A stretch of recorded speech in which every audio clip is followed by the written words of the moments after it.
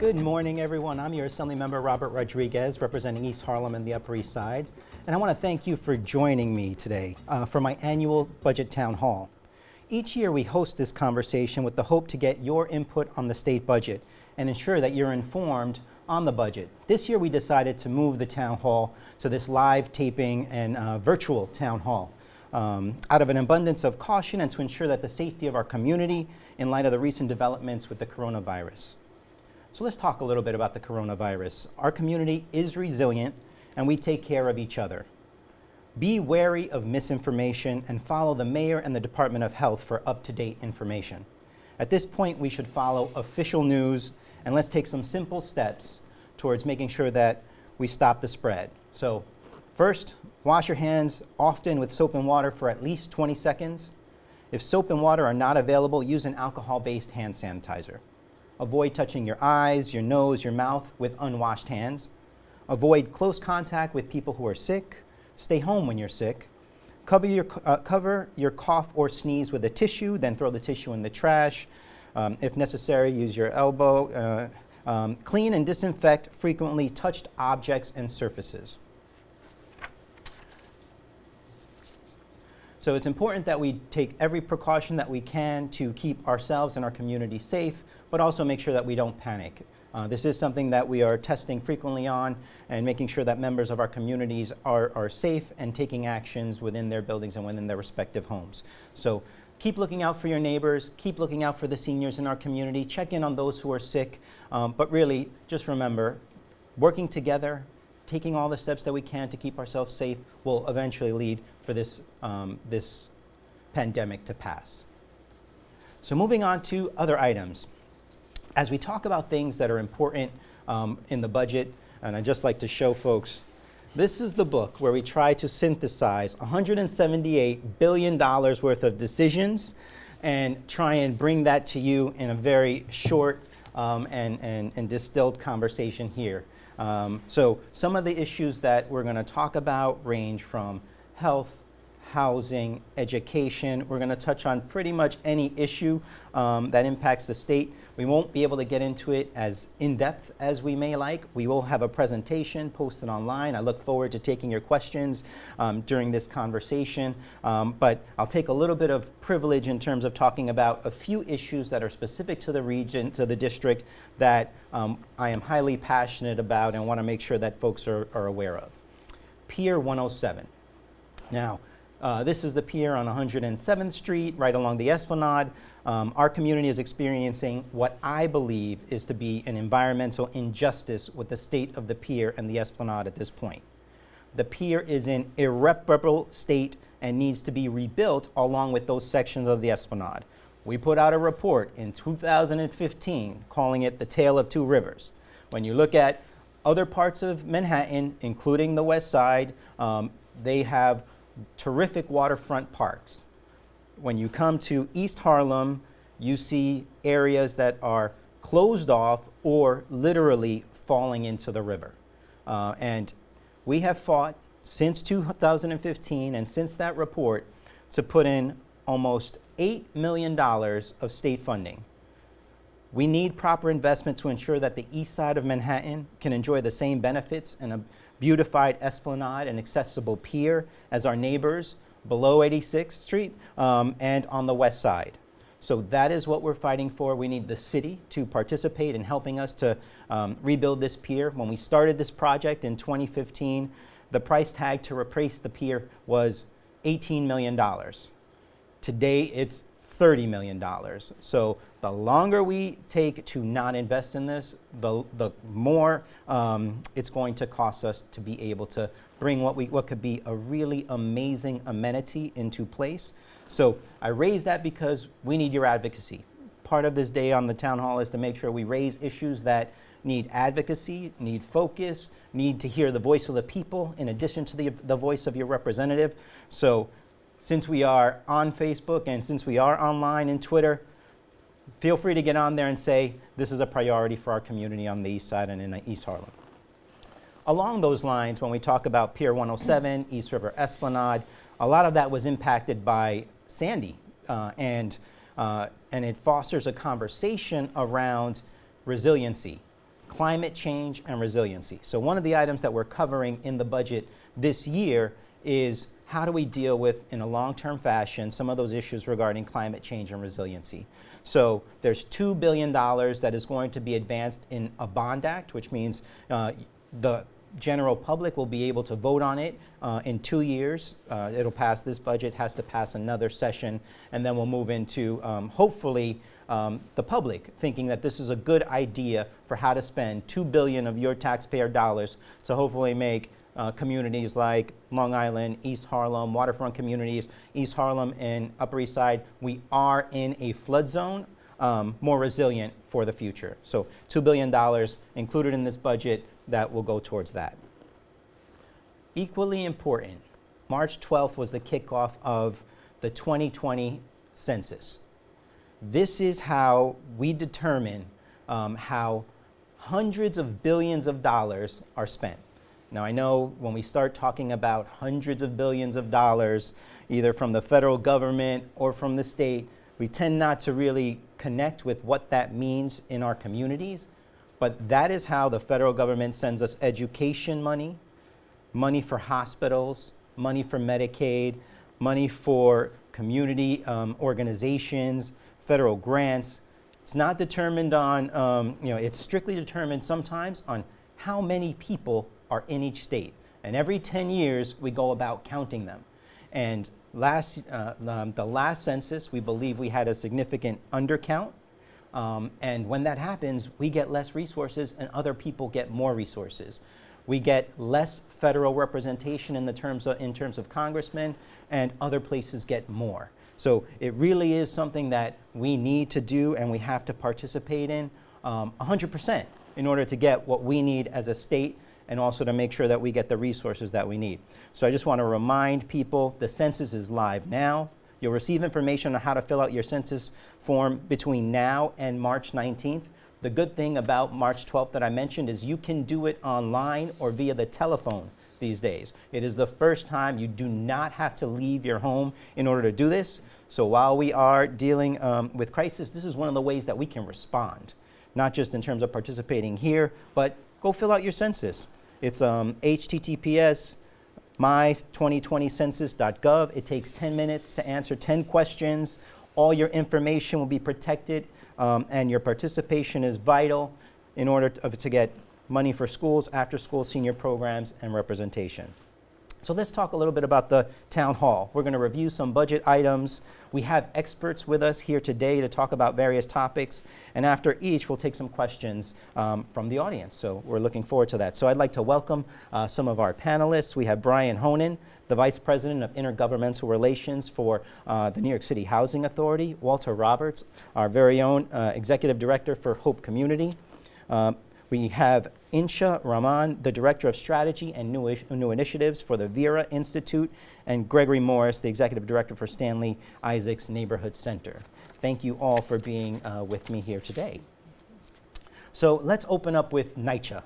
And so we're working to ensure that NYCHA is included in the state budget. They were not included in the governor's executive budget.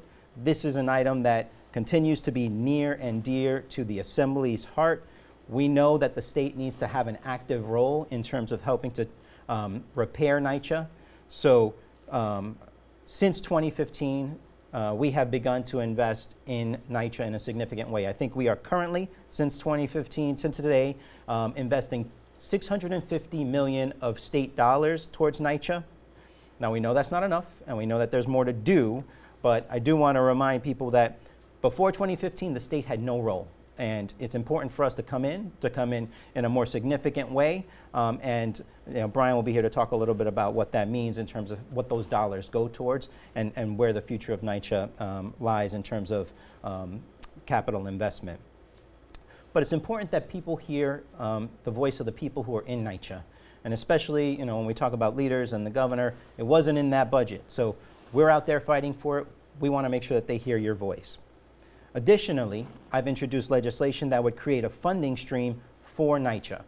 Now, the condo and co-op abatement bill would generate over $100 million a year in additional funding for NYCHA. And its concept is really simple. Right now, we give an abatement to luxury condo and co-op owners whose apartments are worth well over $3 million, and we're saying they don't need the tax rebate. That money is better served towards going to NYCHA to help make repairs for the most neediest of people in our community and the buildings and the affordable housing stock that needs the most investment. So we would simply, instead of sending out rebate checks to the millionaires, make sure that the low-income folks who live in NYCHA and the working-class folks who deserve better conditions get that money. So in our district alone, our developments need over $3 billion worth of repairs. And that's a big number because we have the most NYCHA developments of any assembly district in the state. So we have the most units and therefore have the most needs. And we want to continue to amplify those needs and fight to make sure that we get our respective share of funding in that. So just want to remind folks that this is a priority for us on the state level. More needs to be done, but we really want to hear from NYCHA and hear from you about mobilizing to get more resources for NYCHA. So with that, I'll let Brian speak a little bit about the district. Sure. Thanks so much, Rahman. And thanks always for your advocacy, both here in the district and in Albany for NYCHA and for residents who live in public housing. You're exactly right. This district has more public housing than any other assembly district in the entire state. East Harlem and public housing just go together. And NYCHA has benefited greatly from your advocacy in the state in order to get funding. I've been going to Albany for 15 years for NYCHA. There was a time where I was wasting my breath around budget time. I would, talk to legislators, say NYCHA should be part of the state budget, and they would agree with me, but nothing would happen. Over the last few years, with legislators like yourself and a new class of legislators who have said that public housing residents are New York State residents and have to be treated with the same respect as anyone else. NYCHA, would, if it was on its own, would be New York's second largest city. We have about 400,000 officially, but probably closer to 600,000 people who live within NYCHA. So we're bigger than Albany, we're bigger than Buffalo, we're bigger than Rochester, and we should be treated like that. But let's just talk about some of what those dollars meant in the last few budgets. So in 2015, the state had their first investment in public housing, and assembly members were given a lot of discretion on what to do with those dollars. And Robert, you chose, I'm not telling you anything you don't know, but you chose to put all your money in one development, Jefferson Houses, towards cameras, because over and over and over again, for as long as I've been with NYCHA, crime was an issue in Jefferson Houses, and people told me that they don't feel safe. They want to, be able to walk in their developments no matter what time it is, and find that they can feel secure. And it is making a difference. People feel more secure with those cameras there, and I hear that, all the time whenever I'm at Jefferson Houses.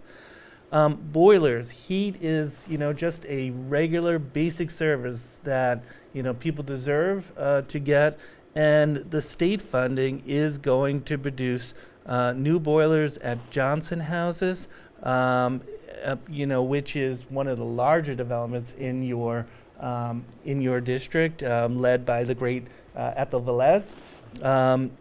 But it's not only the state funding too. I think this has also made other entities realize too, they have to step up. The city has been amazing on NYCHA since Mayor de Blasio was elected, over $6 billion in investment.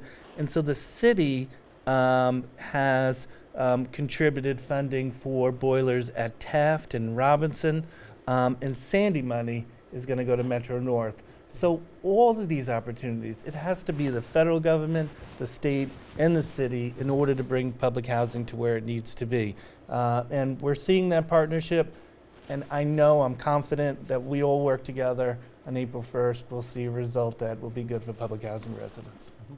And thank you. I'm sure our residents who are at Metro North houses appreciate the replacement emergency boiler as they wait for their full boiler installation, but they certainly do appreciate that. I've already gotten good feedback on that. So when we're responsive to that, it's good. Some of the conversations that are happening now in terms of NYCHA and the one house budget is a $300 million investment for public housing for this budget cycle, with $100 million going towards upstate public housing. So that's the number that we are thinking about. I'd like us to be thinking about a little more. So that's part of us making sure we bring it to the public to begin to advocate for as much funding as we can for this calendar cycle, and then also making sure that we are thinking about a commitment in the future. So let's take a few questions on NYCHA. So how is NYCHA prioritizing funding, making sure that the most needy developments get their dollars first? Sure. All of our funding it doesn't just go to a development that we say, well, we hear from these people most, or this legislator, we like this one, so we're going to put it in that district. It's all based on metrics. So where we decided to put the boilers were with the oldest boilers funding. So we have all of our boilers on a ranking scale, 5 being the oldest, 1 being the newest. And so the $450 million that the state invested in the past, $350 million, which was for boilers, they are all going to boilers that are well past their life. Now, the $100 million that we got last year, we are using that in areas that were identified in the federal agreement that was signed last year with HUD and SDNY. And so we would like that to go towards lead and mold. 2 areas that I hear from not only residents, but from advocates and from legislators as well. So we want to be responsive to where the community wants that money to go. And again, it is based on where we're seeing the most need. And if you could just talk about the federal monitor process and that interaction. I'm sure people have heard a lot about it, but maybe want to hear how that ties into addressing these needs. Sure. So last year, NYCHA entered into an agreement with the Southern District of New York, HUD, and the City of New York, and it created a monitorship. And so we have a federal monitor who oversees areas specifically on lead, mold, elevators, heat, and what is known as our FOS scores. We work very closely with the monitor, and it actually is turning out to be a very productive relationship. The monitor calls us out when he's not happy with the things we do, but he also tells us how to do things better. And this partnership has also created what we have for the first time now, also a compliance office to make sure that we're following all the federal, state, local laws that we have to do in these areas, and also a quality assurance office. So oftentimes when I talk to residents, they say, yes, somebody came to my apartment, they repaired it, but I wasn't happy with the repair. So this quality assurance office goes out and checks on those repairs, and they said, Mrs. Jones is right. Yes, you put the door on her bathroom that fell off, but it's still not on correctly. You need to go back and do that properly. So it is a relationship that took some time to get used to, like any relationship. But I really believe that in the end, this is going to be good for NYCHA. Great. I think we have a question from Facebook. So how is $30 million that HUD gives NYCHA a week being spent? People are suffering with no heat, inoperable boilers, unsafe elevators, security cameras are not on every floor of some of the developments. Can you talk a little bit? Is that operating or capital, or sure, so people know? So that is a combined budget. So NYCHA does have a $3 billion budget, but we also run the largest Section 8 program in the country. And so about $1 billion of that comes into NYCHA and goes straight out to private landlords. So the $30 million a week is something that we hear often, but it is not money that truly can be spent on repairs or our operating.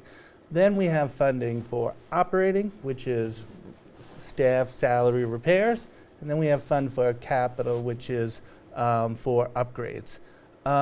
We do our best to maintain the buildings, but our buildings are very old. The average NYCHA development is 50 years or older. And, just like somebody who's older than 50, if they didn't take care of themselves, throughout the years, they're going to start to show their age. And our developments are doing that. If we were a private landlord, we probably would have invested in our buildings maybe 3 or 4 times, over the course of years.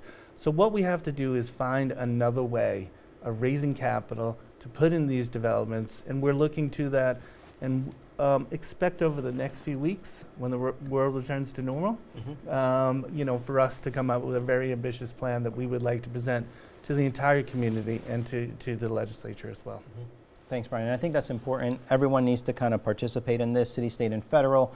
And when we do, we can achieve the numbers that we're talking about, the close to $40 billion. But I think alone, individually, neither of those parties can do it on their own. Certainly not the city, certainly not the state.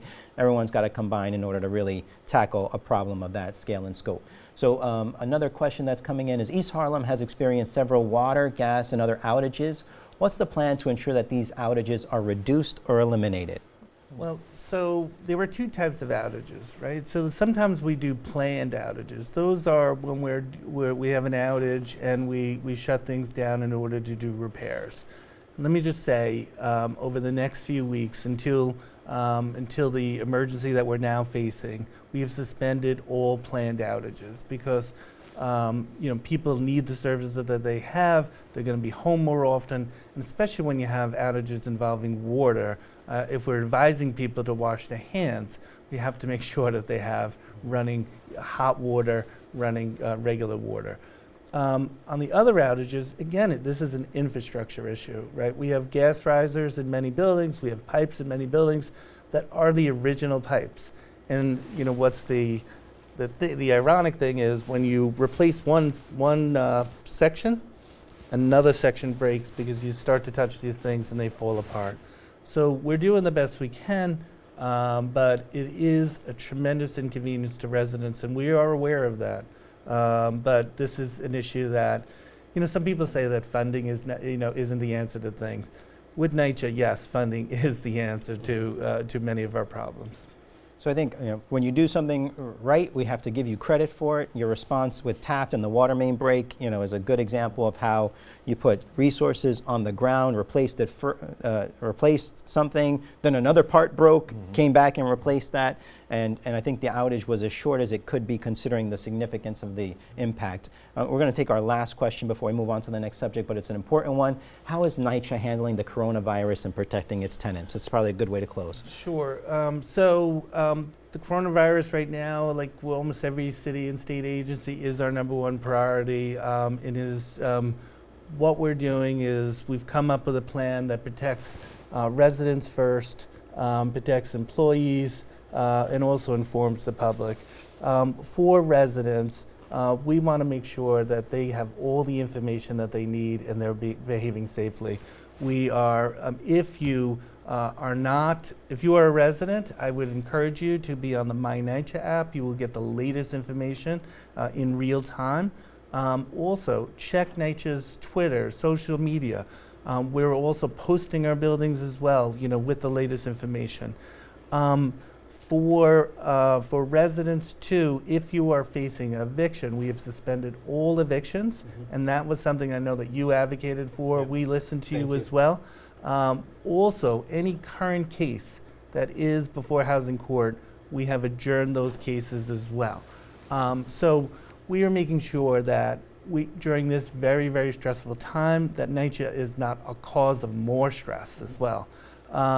We are working very closely with tenant leadership. Just last night, the CCOP leader in this area, Ethel Velez, I participated in a call with her to make sure that we're listening to the resident leaders, and they're telling us what they need, and we can try to be as responsive as possible.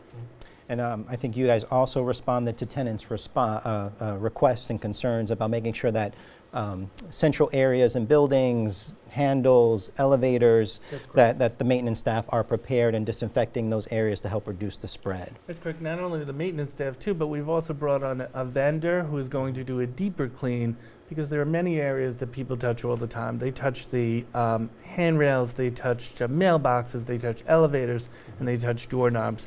And so we want to make sure that people feel safe and are safe, when they're doing that. Great. Thank you. So moving on to affordable housing, this is there's a reason why it's in the front of our presentation, because it ends up consistently being the biggest issue in terms of constituent concerns and activity, from our office. And NYCHA takes a big chunk of that part, but then the next part is our ongoing affordable housing, and that includes rent regulated, rent stabilized, that includes Michelamas that we still have in the program, that includes those who have recently left, like Lakeview, but we were still able to keep affordable. Then there's everything else after that, and then the ongoing demand around people looking for and looking to find new affordable housing. So let's talk a little bit about our housing. So last year, we did pass our historic rent regulation reforms and included funding for enforcement as well as administration. This included $5.5 million for the tenant protection unit so that we could begin to closer evaluate cases of abuse. So this year, I think we as an assembly have proposed a significant plan to deal with the homelessness crisis, probably in a more comprehensive way than we have in the past. So we're proposing as part of this negotiation, and it's important for people to chime in and say whether or not this is a good idea, a bad idea, or should we be doing more regarding homelessness. So we're proposing a task force and a plan, the Statewide Homelessness Reduction Plan, known as SHARP, that will invest $450 million over 5 years to secure permanent housing for the homeless. They'll assemble a task force of eviction prevention and homelessness reduction experts in each social service district. This group would focus on identifying key factors affecting those who are experiencing homelessness or at risk of homelessness, and develop strategies for establishing stable, permanent housing solutions. Each county will apply for funding, and it's an important investment over the long term to deal with the city's ballooning homelessness crisis, which I think by last estimates were about $3 billion a year that's now going towards homelessness and emergency supports. So there's over 90,000 homeless New Yorkers right now, and we're trying to figure out the role of the state in terms of addressing that crisis. So another thing that we are also looking very closely on, I mentioned Michelamas a little earlier. There's a task force of the Assembly that looks at this, not just ways to protect the existing Michelamas as we did for Lakeview, but to make sure that the ones that remain in the program, those are the Franklin Plazas, the 1199, that those major developments are able to stay affordable and still make the investments that they need in their buildings.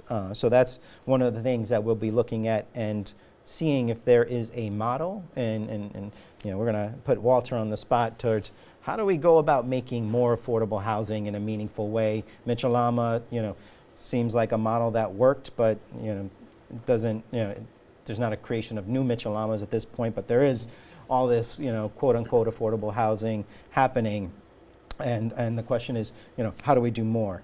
So let's open up that conversation. Walter, you are, you're one of our anchors in the community. You are like one of the largest affordable housing providers based on the legacy of your portfolio. But you're our go-to in terms of small businesses being able to afford rents in this community, as well as people be able to live in this community. So how do you see it? How do you see the state's investments in this? We did $2.5 billion last year. That's supposed to cover 5 years of affordable housing. But what do we need to do? So, well, first of all, thank you for inviting me again this year. I forget how many I've done. You're up there almost as many as I have. And it's always interesting, when you talk about budgets. It's from my perspective, particularly as an executive director, most, if not all, of our decisions are based on how much money is available to tackle any problem. Mm-hmm. And I don't envy you in trying to figure out, given all of the things that the district needs, mm-hmm. how to apportion the budget request to the state. But I would say there's never enough for housing. Just selfishly looking at it from that perspective. I think that where we are physically, spatially in the state, in the city of New York, and on Manhattan, there are pressures to acquire property in this area, in this neighborhood, at the lowest price, and obviously then try to maximize the value of that property by putting in buildings where the rents will be extremely high. And I honestly believe if not for the fiscal crisis in 2008, we would have seen that wave come through already. So there have been some pauses in the attempt to do that. Most recently, with the rezoning, we've saw an uptick in the amount of deals that were planned for this neighborhood. The observation, and I credit the state with coming through on the tenant protection, stabilization and tenant protection plan from last year, because it made developers who thought that they were able to push out lower income tenants so that they can put in higher income tenants, they had to rethink their plan. I can't tell you the number of offers that we're getting on a regular basis to buy our buildings, but just in general, the factor that they would add on, knowing that there was a low income tenant in an apartment, the presumption is I can get that low income tenant person out. And a broker would literally say that. I will be able to get that low income tenant out and put in a higher income person, and the value of your property will increase significantly. That legislation from last year put a kibosh to a lot of that. And now people are rethinking. So unfortunately, there's some people who are now holding on to a piece of property that they presumed they were going to be able to convert, and now doesn't know what to do with it. And that might be an opportunity. Let's go out and talk to those owners and think about, well, your plan is now foiled. You're not going to be able to go forward with it. Maybe there's some money that the state and the city can put together that would allow responsible people, I'll put out there not-for-profit organizations, to acquire those properties and keep them as affordable in perpetuity. And just to interrupt for a second, this is not like a dream. This is not like a fantasy. This has actually happened with one of the big developments in our community. I think they're calling it Putnam or something like that, or either one. It's the like 1990 Miles Parker, Metro North. So there are units that had left affordability that the city recently brought back into affordability with a 40-year agreement to preserve those that exited of the affordability program. So, it's important for us to recognize that, this is not just an idea that, we've come up with. It has been done and could potentially be done on the scale that you're talking about for East Harlem and bring units back. Right. So, lots been done to try to assist people who are in housing today, and I usually try to tackle affordable as a label. It's an interesting label. When I started in the profession, it was always low-income housing, and now we just say affordable, because the range of people that need housing, you have people on the lower end of the spectrum, but you also have middle-income working people who also need housing at rents that they can afford. And the challenge for those people are where are they going to find that housing? So there is a need to build housing for working people as well. And that's where I think that label comes in. It's useful there. But if we focus on those at the lower end of the spectrum and those that don't have housing, I think the plans and programs that are in place need more money. Quite frankly, the SHARP program, it's wonderful in the nature of what the attempt is. Homelessness is I see physically or visibly that there's an increased number of people who are at risk. And there needs to be more money to prevent people from becoming homeless, but to deal with those people who are on the streets today. Becomes a health issue, becomes all these other issues. And I think I commended the state for even looking at this. But then building that permanent affordable housing is the most important part of it. And there are steps in there. There are people who need assistance while they're in housing, that's supportive housing, that people aren't really always thinking about. There's for seniors, there's for people who have mental issues with mental acuity and need assistance. And there are people or placements that lack the space for folks that need housing. And I think if we can increase that, that'll be helpful. If they wind up in permanent housing, I think the challenge for all of us in affordable housing is how do we interact with those individuals if we're not set up for it. So it becomes a disastrous situation in affordable housing. So there should be a space for people who have specialized needs. Yeah. I would also say that the tenant protection unit needs much more money. I think that there's a threat all the time where people are uneducated about their rights. There are any number of developers who will walk up and say, oh, here's $10,000, and to some, that's a lot of money, but when you get that $10,000 and then leave your unit and then have to find something else, that money goes very quickly. I think we need to educate people about the value of money, value of what you have, and try to prevent people from being duped into accepting just any old deal that comes through. Yeah. No, I think there's some ideas that are coming out of this sharp conversation, like a state-sponsored Section 8 voucher program. That's an idea that's there.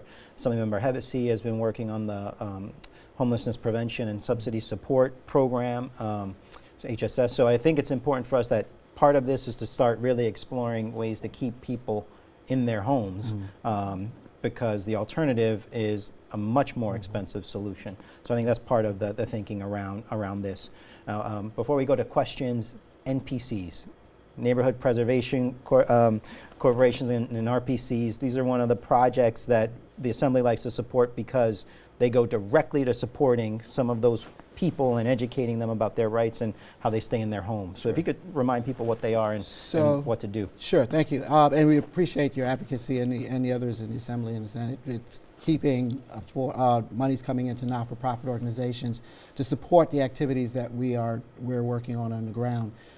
You mentioned the Mitchell-Lama. Hope has a Mitchell-Lama. We actually did a complete renovation of the building, and we kept it in the Mitchell-Lama program, which is unlike many of the other developers in Manhattan who have exited the program. But we did that because we had dollars from the NPC program. We were able to staff folks to think about creative ways of keeping the buildings affordable and doing the renovation that needed to be done. And we also then have staff that can actually interact with the public when they need. Many of our dollars are directly tied to an activity, but these are dollars that we can then use to sort of staff to do the public information, be available to answer questions, or to act as an advocate for issues that somebody has in private housing that's not in anything that Hope has anything to do with. Great, let's take some questions. You're referring to Canaan House, so if anybody out there in the Facebook world, is in Canaan House, that's the benefit that we're talking about. So let's take a question from Facebook. Do you have a thought of creating a new rule that would mirror Mitchell-Lama that has now expired, that would create more affordable housing? I'll take that one. That's exactly why that task force is created, because I think what has happened, or at least some of the programmatic funding that's being developed towards new affordable housing, is focusing very much on low-income rentals, and not necessarily the ownership and the affordable ownership component that I think middle-income working families potentially are looking for. So the reason for that task force is to figure out, are there enough resources to be able to do a Mitchell-Lama, like program? And then part of that is where does it make the most sense to potentially do that? Where's the land available to be able to, find, developers who would want to enter into that kind of program. So we're working on that. One, the subsidy component, and two, the legal component, to try and see if we can rebuild another, home ownership program and make sure that's a priority while we deal with homelessness and the low-income housing needs. So let's talk about what's being done to improve in the enforcement of the rent laws. I think it's about enforcement, and I think you touched on that in terms of the support for the tenant protection unit. We do $5 million more for that, but if you think about it really being statewide, we've got to make sure that they have as many people as necessary to investigate these claims, and I think they're still very much ramping up in terms of their ability to deal with that. So what can be done to make affordable apartments more affordable and to make the income requirements accessible to people under $30,000 a year? Maybe also you want to talk about what programs are out there to kind of target that population. So there's one, and I think the reality is not unlike NYCHA, our buildings are old as well in this community. You can't tell me the number of walk-up 6-story buildings that I've seen in old tenements. And what we are trying to do, at least in the little niche of world with the not-for-profits, is get money to start greening our buildings, making them more efficient, more affordable to manage, because those costs are directly tied to what it costs to run the building. And if we don't have enough money to operate the building, we then have to go to the people who pay rent and ask for more money. So our hope and goal is, well, let's make the boilers more efficient. Let's make the buildings tighter, which means pointing the exteriors, putting in new windows, new roofs, that sort of capital campaign to actually make the cost of the housing less. I believe we're, as a community, well on our way to doing a lot of those things, but there needs to be more money, and that has to be moved along a lot faster. And I honestly believe there has to be a rental subsidy program that, and I know the city has a few that are 2 and 3 year programs, but there has to be something that's a little more longer spanning, or like a Section 8, that makes it so that you have some certainty as a renter that I'm not going to have to go freak out in 2 years and go try to figure out like how I'm going to cobble together a replacement if that subsidy goes away. So I think the subsidy and us doing a better job as owners and making the buildings more efficient would help. And I think that subsidy, we can't understate that. I think that has added to some of the homeless pressures that we've seen. You know, we saw programs that were in place, Vantage, they got taken away. And then, you know, we all had to deal with the fact that there wasn't a program for a year or two, and then landlords didn't want to participate in it because of the experience they had when that subsidy expired. So I think that's a real issue that still exists in the marketplace today when we're trying, when people do have new vouchers and new subsidies like the LINK program, and trying to find landlords to participate in it. So I think that's an important dynamic that, you know, when we talk about that state-sponsored Section 8 program, you know, may help to deal with, you know, that part of the market that's still, you know, significantly underutilized. So East Harlem is experiencing rent burden and displacement because of rising rents. What is being done to ensure East Harlem residents can stay in their communities?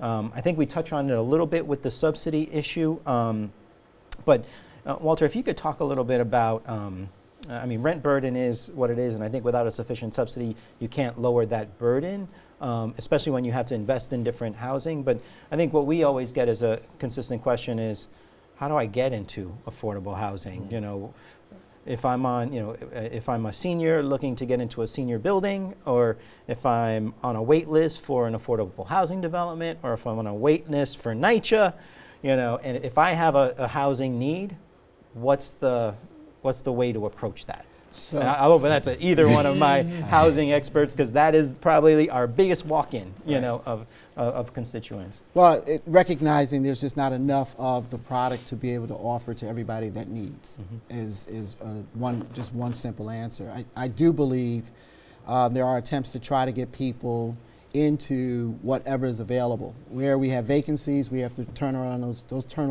units open very quickly, get people in who are income eligible that work for that unit. The city's been a little more flexible in terms of household size, which makes a big difference. In the past, if you had a 1-bedroom, you could have no more than 3 people in the 1-bedroom. And now they're saying, okay, you can put a few more people in there. So the unit size, the number of people, the income, all those things have to align, but there's some flexibility in allowing us to sort of rent to the one-offs today, and that's helpful. There's probably, and it's a really touchy subject, and it's not something that's easy to deal with, but there are people who are not in the right size unit also. And that's a big challenge for us. We have, you know, you raised your kids and you had a 3-bedroom apartment, but now you're living alone. And there isn't a mechanism to get that person into the 1-bedroom apartment that they probably are better suited for, and get the people who are overcrowded into the larger. So I think that's sort of, if there's ever a way to make that happen, I don't know how to do it, but I think that would help ease some of the problems that we're having today. It's because people are waiting for that size apartment, and we just don't have it. But they're existing, and we got to get people in there. And I'm sorry. We face the same issue too in NYCHA too. I mean, we have some NYCHA apartments are built big. They were built for families, and so we have a single person or a couple in sometimes a 3, 4, even 5 bedroom apartments. And yes, it served them when they needed it, but there are other families that need it now too. And I think too, the federal government has not been perfect on housing for sure. The model that they set up where rents are based on income is something that, if it could be mirrored, it is something that certainly, but you need a subsidy for it. That's what you need. Because 30% of your income, originally was 25 when Senator Brooke actually passed that law in the 1960s, and they raised it, to 30%. But that gives you the safety net that makes sure that even if your income goes down, your rents will go down as well. Yeah, I think the security around that is critical. That's why people rely on NYCHA. That's why people are locked into their Section 8, and that's why keeping it Section 8 eligible, for some place like Lakeview was critical. So we're going to transition to another subject. I think we're going to have online one of our presentation. If you see me looking at it, in there is a really very cool pie chart that shows how much spending goes of this $178 billion. And because we're going to go to one of these, big topics, education next, it's important for folks to kind of keep in mind how much is generally spent on education. And I think that number is, let's get it for you.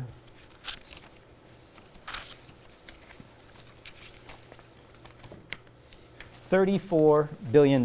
So you'll be able to see this online at some point.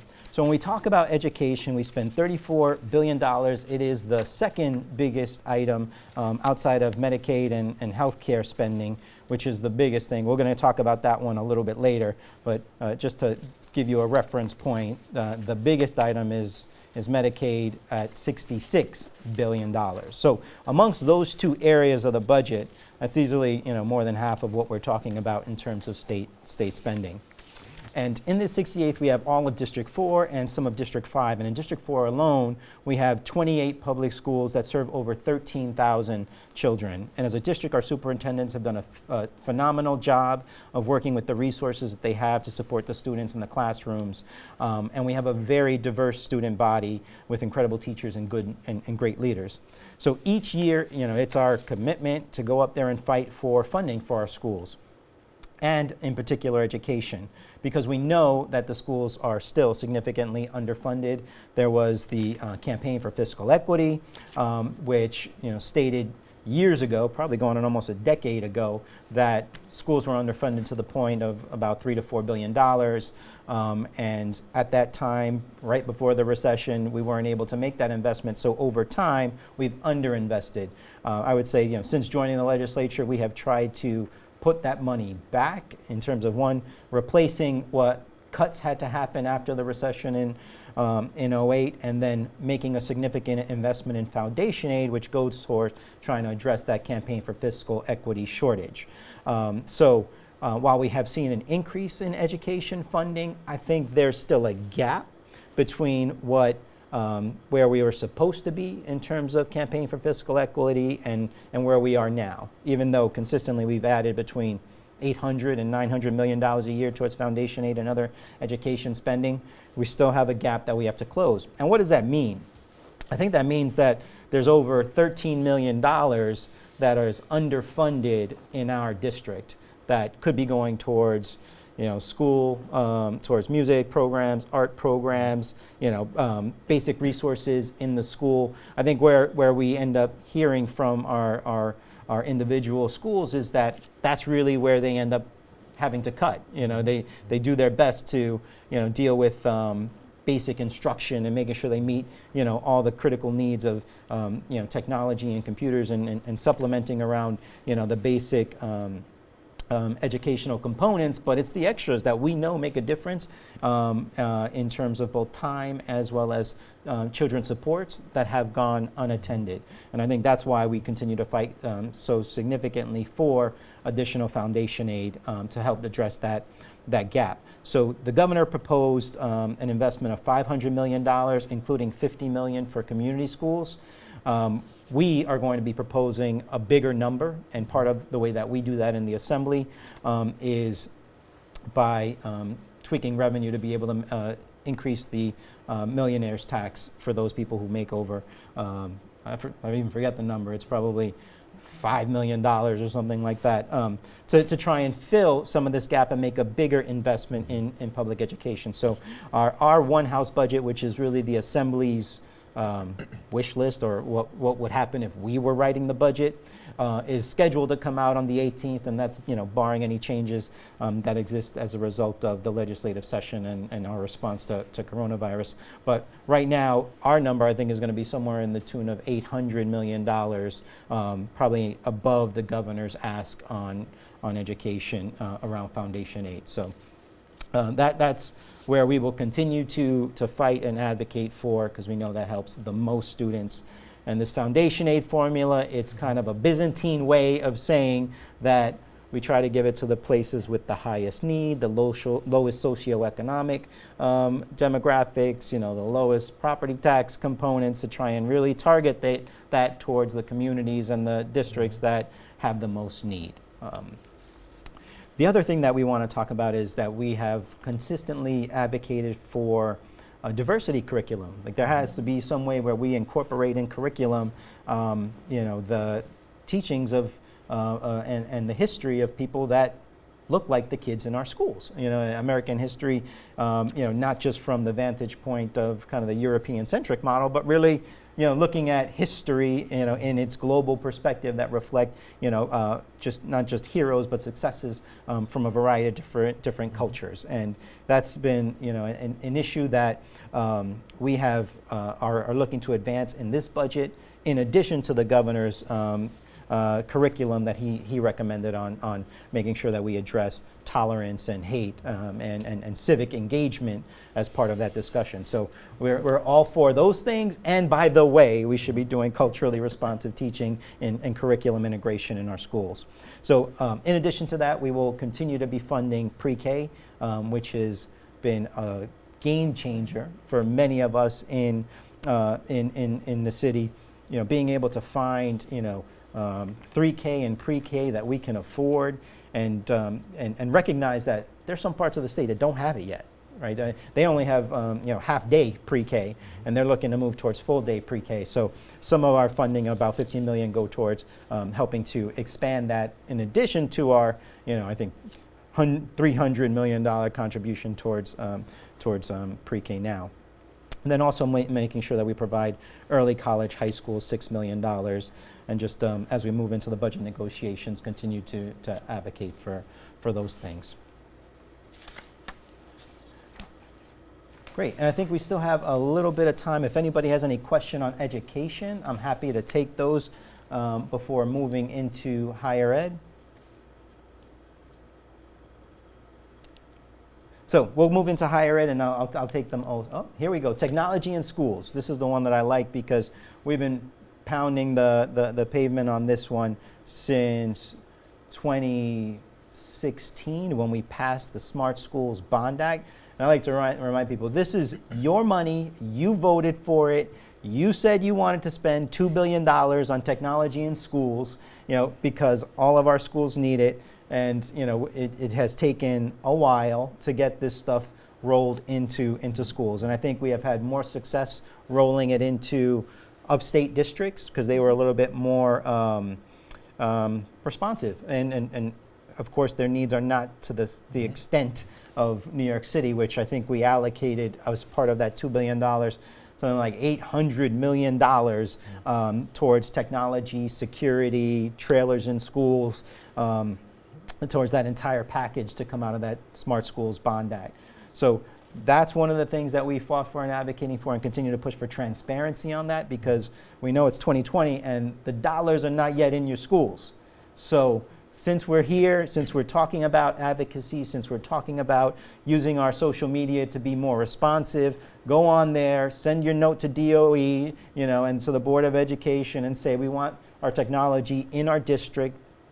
We put out that report, Uptown Divide, or Upgrade Divide, maybe it was, where we said that we had a need of about 20 million in technology for both broadband as well as computers and local needs in different schools. That was done, using a survey method to kind of get a sense for what they needed. So we've got to go out there, get those dollars, and make sure that technology actually comes to our schools. So we have a question. Special education. Can you talk about what we fought for and how we can continue to support special education programming?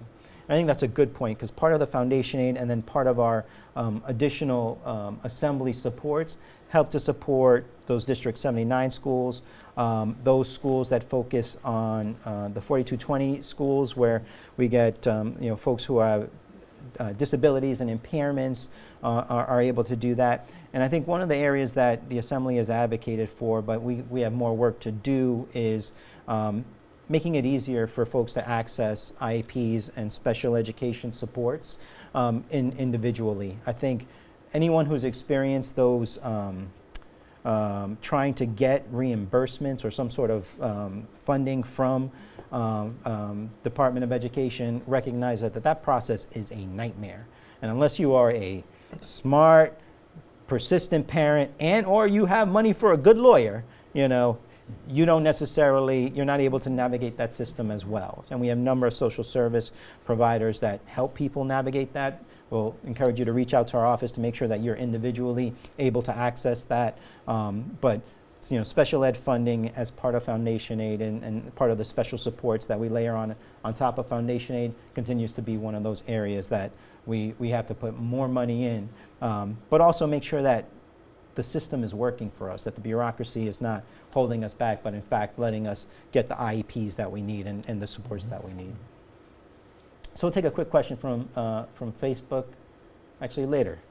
So let's move on into higher ed for a minute, because we have K through 12, but higher ed ends up becoming an area that we also like to have significant funding for. And we have heard, or at least we've seen in this proposal that the governor put forward, that there is a lot of cuts, frankly, and we spend a lot of time this year, as you're going to see in our one house budget as it's released, really restoring some of the gaps. I mean, there's a tuition increase that is being proposed, as well as cutting funding for SUNY by $2.9 million, decreasing funding for community college child care centers in half by $1 million, decreasing senior college funding by $1.75 million, TAP cuts by $88 million, and TAP is the single biggest provider of tuition support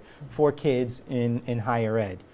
So a cut for us is intolerable, and on the contrary, there's still a gap between what we're doing right now in terms of TAP and what their tuition is. We call that the TAP gap, for lack of a better term.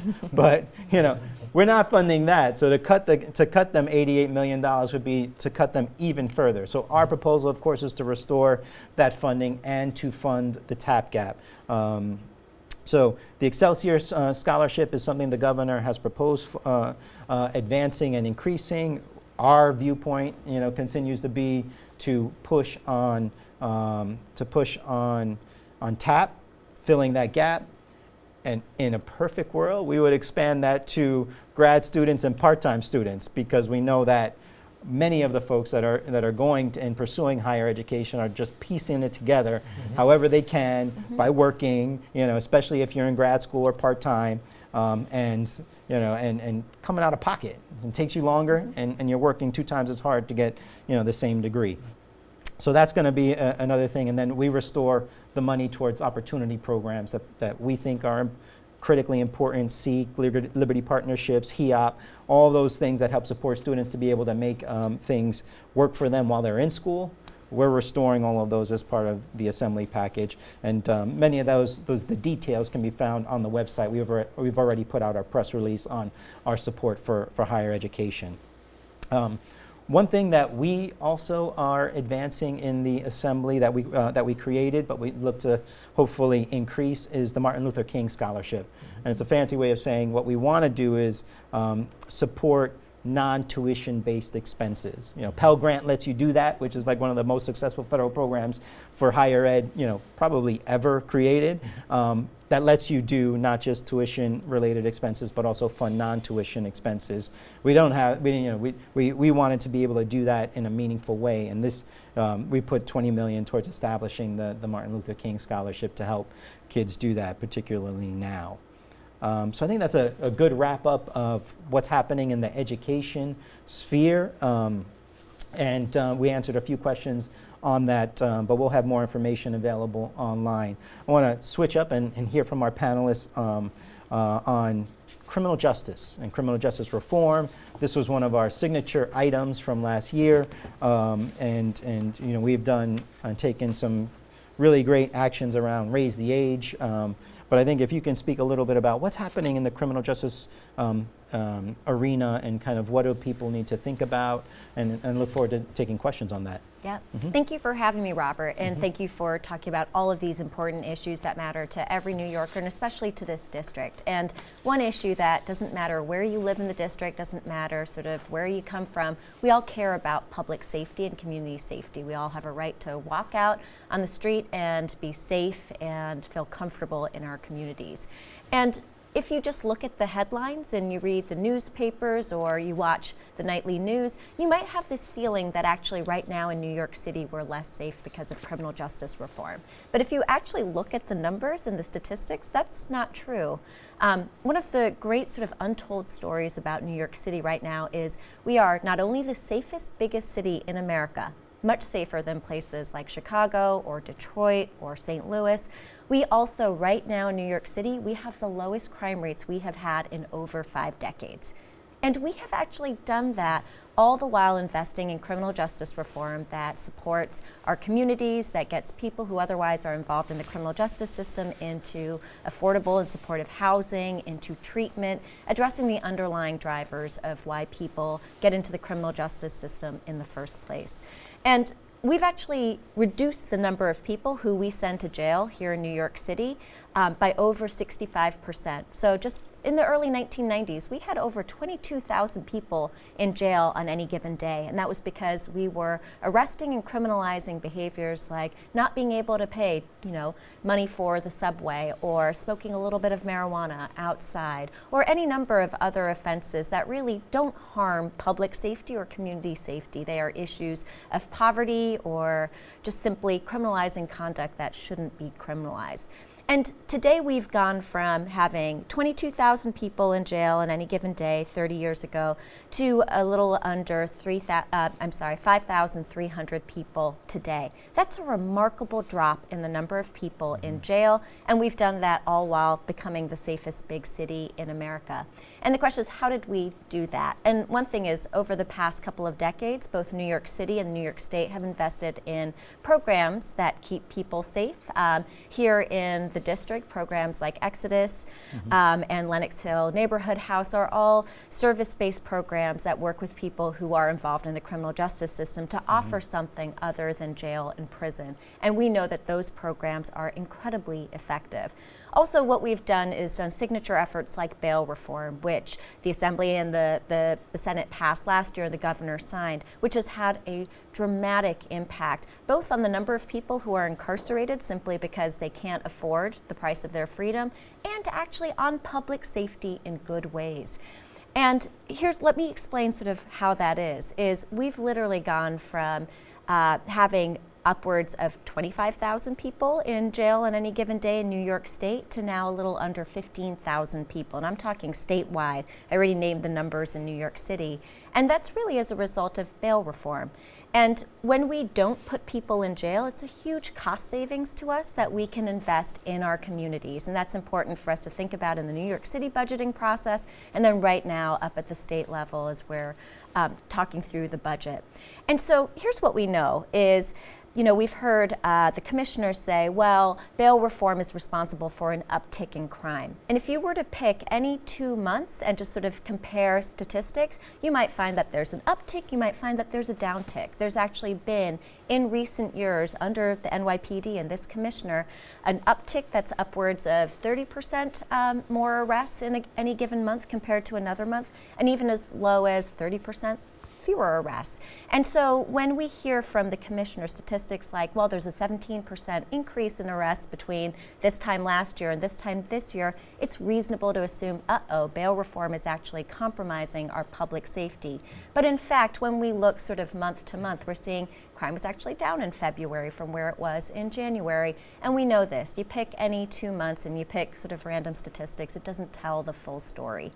And so just to put it in perspective, since we're talking about a budget, it costs $38,000 a year in New York to actually do permanent affordable housing, and many people who are in the criminal justice system are there because of housing instability.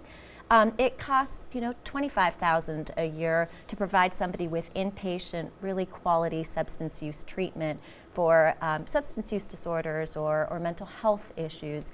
And if we were to instead say, well, we need to rely on the jail to manage those issues, which is what we have done for far too long in this city, literally for one person 1 year, it costs upwards of $700,000 to keep somebody incarcerated at Rikers. And that's a statistic from our city comptroller's office. So you just think about the potential for cost savings and in really investing that money back into our communities to address the underlying drivers of why it is that people get involved in the criminal justice system in the first place.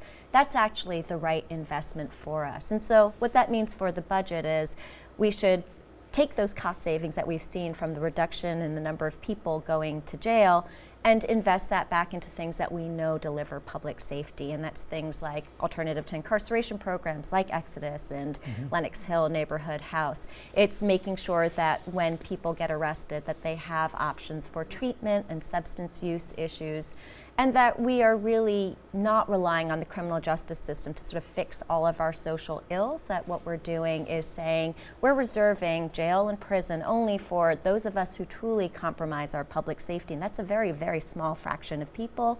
And we're not using the justice system to sort of mitigate all of our social ills that we can actually address much more effectively and at a cheaper cost in the community. I think the Alternatives to Incarceration is an important program that we've advocated for. And one of the things that we have pushed for in the last couple of years have been programs like SNUG and violence interrupters. For folks who are not familiar with that, can you share a little bit about that concept and the impact?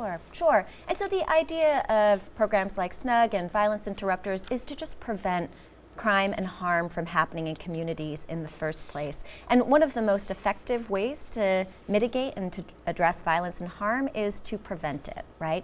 And so things like violence interrupters are using folks who are from the community who understand things like gang violence and gang involvement to say, look, we know this better than anybody else, and we're the folks who can go talk to people, go broker relationships, go interrupt violence, and especially gun violence before it happens. And so New York City over the years has invested millions in cure violence programs, and we've seen in the neighborhoods, including in East Harlem, where there is a real investment in cure violence programs, that actually violent crime is down, gun crime is down, shootings between gangs are down, and that is really an investment, again, in communities, not necessarily in more policing or in jails or prisons as a response to how do we address harm and violence in our communities. And I think it's important that we continue to support these programs. We know that the violence is not done, it's not gone.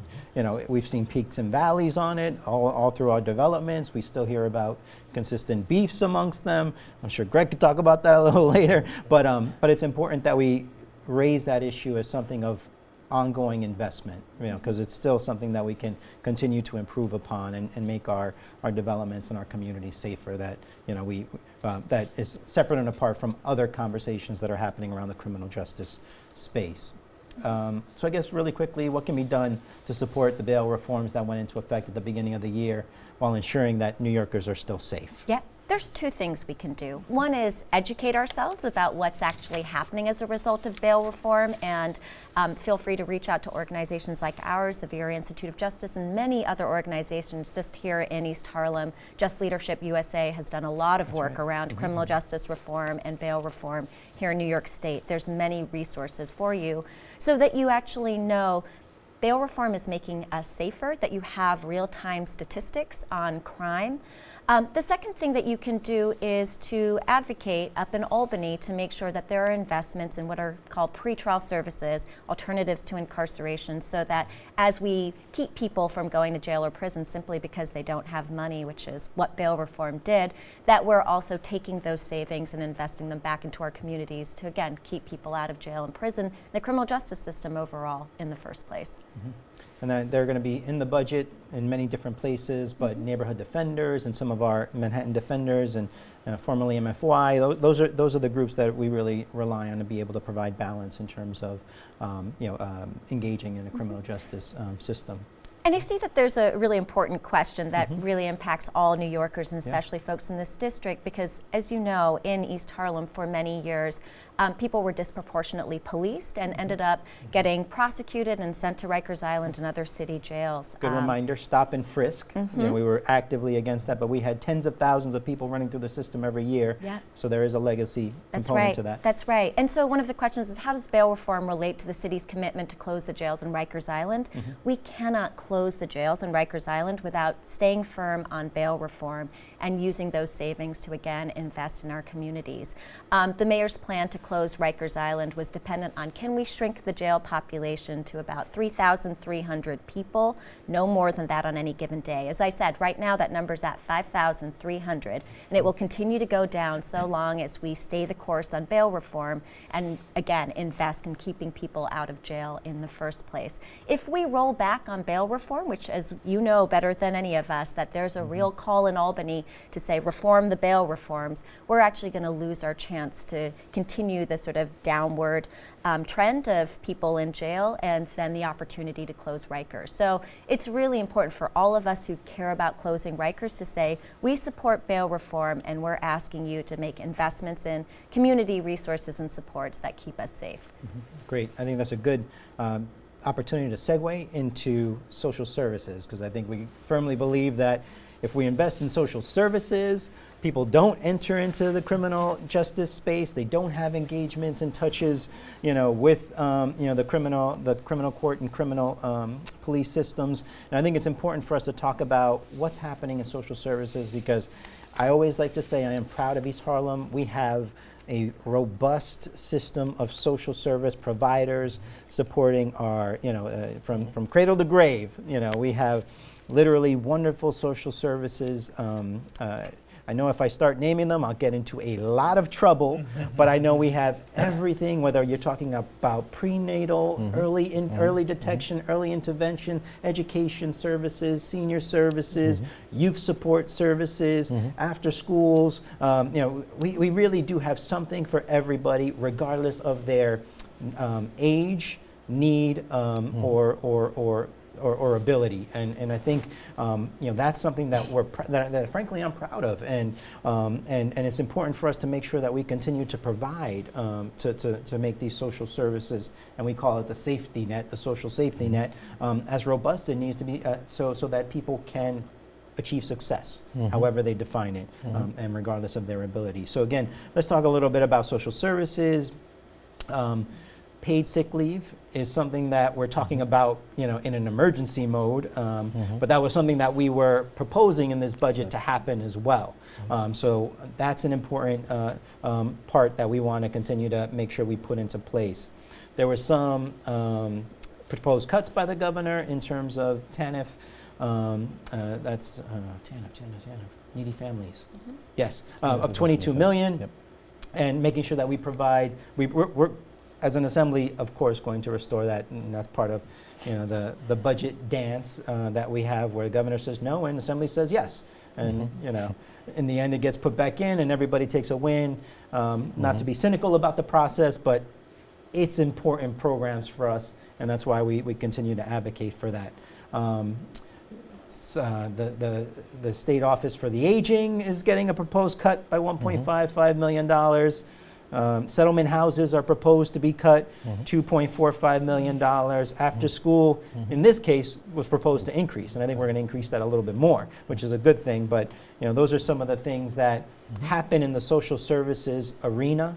and we're going to have that bar chart up for you, but when you see how little we spend on social services relative to everything else, we kind of are reminded this shouldn't be the area that we're cutting, right? So with that, let's ask Greg. Greg, what do you see about social service dollars? You always bring us the energy and the passion when we talk about how we make a little, do a lot. Yeah. So what should we be focusing on this year? Yeah, look, thank you for this opportunity. First and foremost, I've had the pleasure of presenting at other town halls. They're always interesting and dynamic. I'm glad we're taking the opportunity to do this one now. First and foremost, let me just say, being in the social services sector, the human services sector right now, we are truly the front line and the safety net. Our engagement this week and the weeks preceding and the weeks moving forward in months as we confront the coronavirus, as we try to address in real time the needs and concerns of the people we serve, those vulnerable communities that we serve are absolutely essential. And nothing short of heroic effort by the people that I work with and the people that are in the social services sector right now to try to manage in real time. And I just want to say, to kind of frame this a little bit, because I think it's important, the New York State economy has grown since 2008 pretty dramatically, but the resources provided to the human services sector has decreased during that time by about 26%. And that says a lot about the priorities that are set. And let's be fair, we have a champion in the Assemblyman. The Assembly are champions, but it is a constant struggle for our sector, the human services sector, when we're not in crisis, to ensure that we have all of the resources we need to do the critical work that we are focused on doing on a daily basis. We get paid essentially 80 cents on the dollar to do the work that we do, and then we have to go find the other 20 cents. And in normal times, that's hard. So you can only imagine what that's like when you're in a position where you're dealing with crisis. It's interesting to note as well that 20% of the New York State workforce is connected to the social services sector. And actually, statistically speaking, something around the approximately 60% of the folks that are in the human services sector are eligible for benefits, which is fascinating. These are the folks who are paid to make sure that very vulnerable communities are getting access to the services they need, and oftentimes our staff need those same services. So just in terms of framing this, any cuts to the social services sector, the human services sector, is a concern, but more broadly, the investments are critical because we are that safety net, as you pointed out.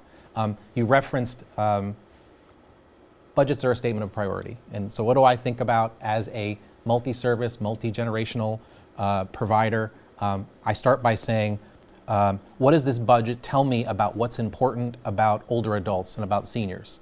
And even a modest cut of 1.5 million has ramifications, especially when we know that in some cases modest investments can make a huge difference. In this district, there are what are called naturally occurring retirement communities. These are place-based resources that provide case management, healthcare supports to older adults in need. They do it so that those services are available for the purpose of helping to make sure that older adults stay in their community of choice. They can live healthy and comfortably. And why is that important in this district? Well, disproportionately, seniors in this district are suffering from higher than New York City average poverty rates. The life expectancy of older adults in East Harlem in particular is 9 years shorter than the rest of New York City. So it is critically important that the resources are getting to those folks, and even modest cuts and reductions are challenging. The NORC model, that naturally occurring retirement community model, can make a tremendous difference.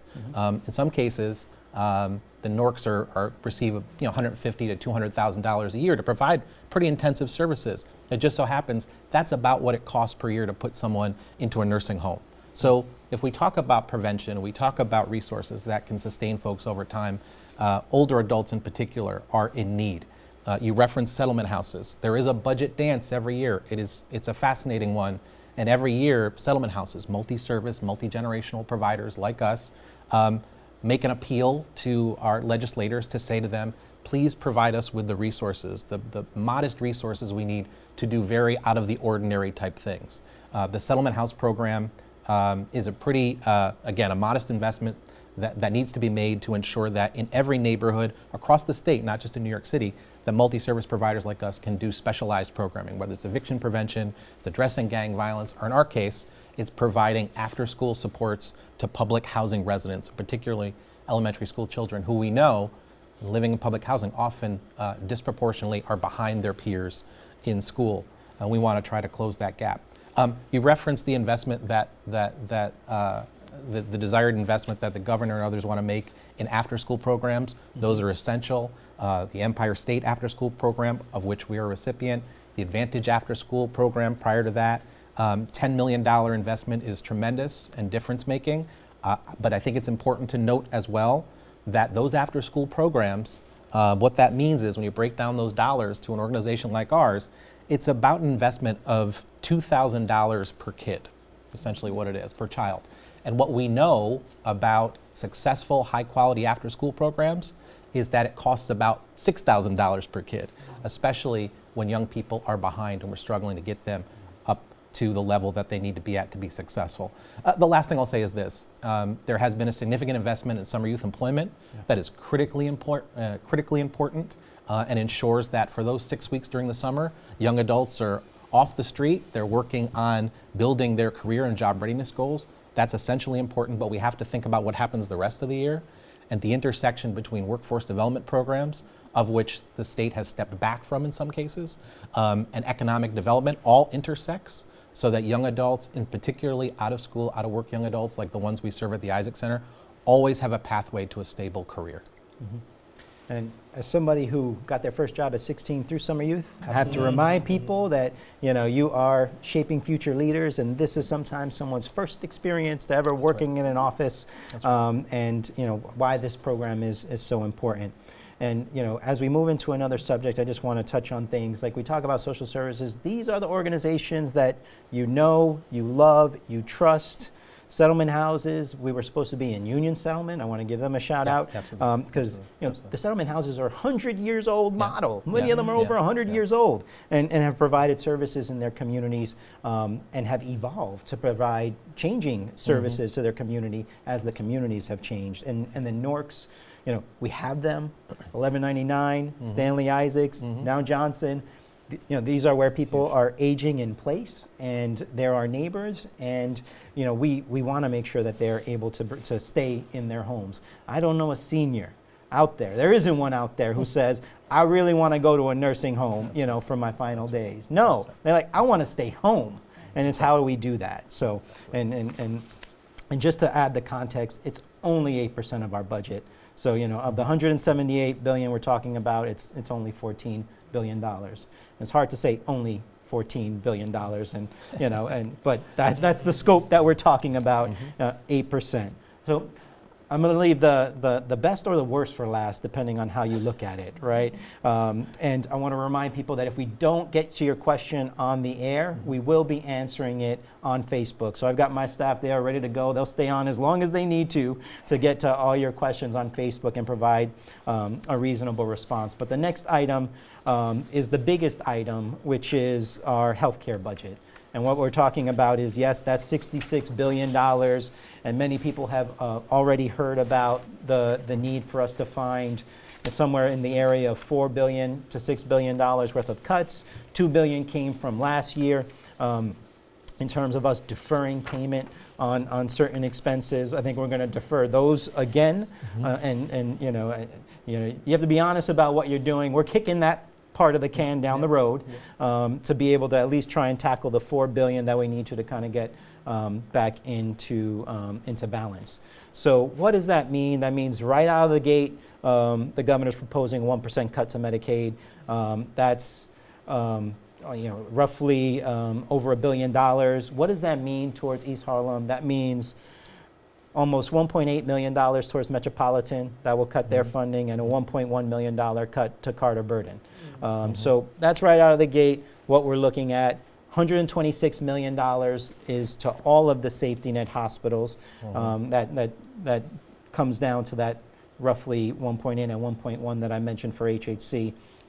And then there's a number of different proposals One of the biggest ones is that we're reinstituting our Medicaid redesign team part 2. We did that first probably 4 or 5 years ago to deal with Medicaid expenses, and I think we did that successfully. But what we have seen is that there, with the increase of enrollment, in particular getting folks who were previously not insured into insurance, and then some of the associated costs with long-term managed care and long-term care, that some of those expenses are increasing faster than the reimbursement, and we've got to figure out how to deal with that. So we have this task force that's in place to come up with recommendations to find $2.5 billion worth of savings by April 1st.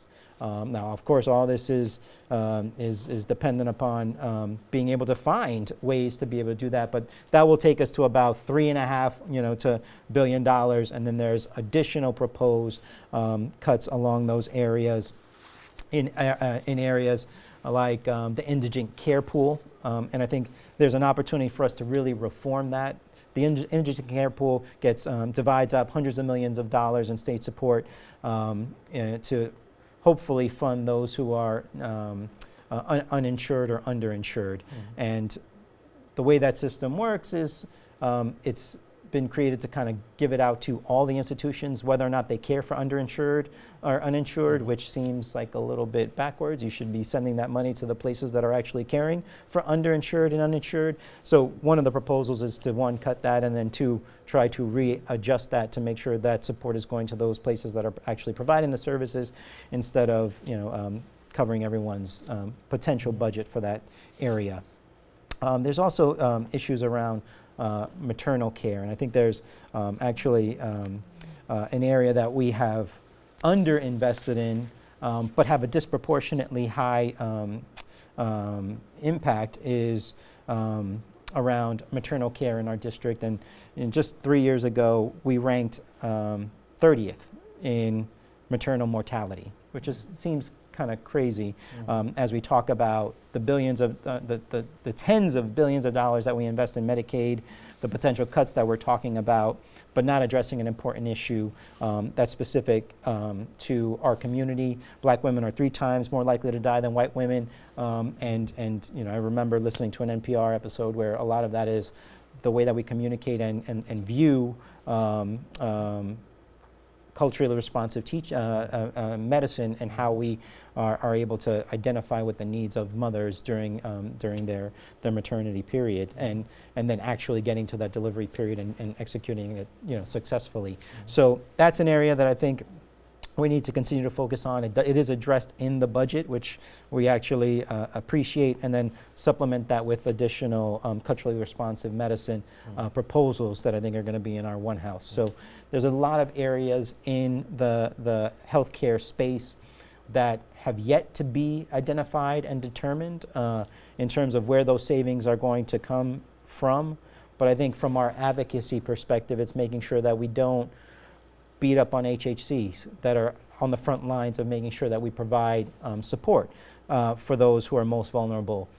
Some of the DISH payments, which are some of the federal government payments that come into our HHCs, they get those last versus other institutions. We need to be able to change the order to make sure that the most vulnerable are not targeted as a result of actions that need to be taken to help close budgets. So that's going to be the theme on that. I can bombard you with information and statistics and numbers about the cuts, but really it's just to inform people to follow this closely. It's the biggest part of our budget. It's the biggest part of the budget that's not yet resolved, and going to be the area that we've wanted to encourage people to be able to get more healthcare services. So we need to make sure that we continue that until those cuts are applied to our budget on April 1st. So we'll take any questions as we wrap up. Just anything on healthcare, and then just a reminder, if we don't get to you right now, we will be online for the rest of the day, and we will have our presentation materials online so you can look at it at your leisure. So let's move into closing remarks. I think I want to thank everybody for being here, and I want to thank all of you for tuning in and sending us questions and being involved and engaged. And really, it's a call to action, not just a call to action to be safe as we manage the coronavirus crisis, but really a call to action to make sure that as we make decisions quickly on this budget, which may end up being the case, that we try to do it thoughtfully, that we try to do it in a way that thinks about the needs of the community, that thinks about the services that are vital to us, and to make sure that we are all actively engaged in doing some long-term planning as we make some quick decisions. And part of that is by being informed. And that's why we try to provide so much information here and talk about NYCHA investments and talk about affordable housing investments and social service investments, is that, make sure that you are active online in terms of making your legislators know that these are the areas that we want to try to protect and preserve while we are out there making decisions on $178 billion or something thereof, and being able to keep government effectively working to serve its constituents. So I want to thank everyone for participating, our panelists who are braving the crisis with us and still continuing to do the good work in their respective areas to keep our seniors supported, to keep all of our tenants and our small businesses working as Walter does, to keep NYCHA and people housed, and one, to make sure that the system doesn't fall off the rails, in terms of criminal justice reform. And there were other folks who couldn't be with us, who are focused on areas of the cultural arts, which is near and dear to my heart, making sure that we fund our cultural arts programs and not forget about them, even though some of them are temporarily closed during this this crisis, but also making sure that, hey, when we reopen, we continue to invest in small arts organizations in our community, because they're important. They represent culture. They represent keeping our traditions moving forward, and they represent what's good about places like East Harlem all of the time. And just remind you all, there is something you can do when we're talking about budget. There is something you can do in terms of cuts. Call us, 212-828-3953. That's my office. Send me an email. Email your legislators. Email the governor. Email your legislative leaders in the Assembly and the Senate. These are the folks that are working on your behalf to incorporate your feedback and make sure that this budget gets done in a way that is responsible towards closing gaps, but also making sure we provide services and do the best that we can with those $178 billion. So I want to just, as we wrap up, thank you, encourage you to be active, and encourage you to be safe and look out for your neighbors in the community. Thank you.